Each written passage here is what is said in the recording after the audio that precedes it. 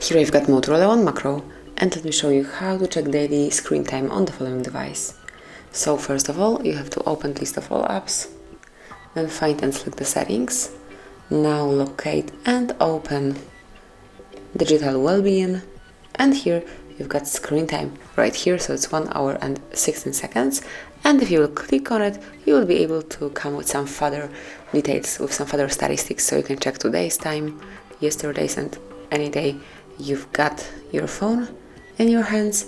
And a bit lower you've got the detailed information about some particular apps, so for example camera, or in use for about 1 hour, then photos 4 minutes, and so on. And this is it, so you can smoothly and easily check screen time. Thank you for watching, please subscribe our channel and leave the thumbs up.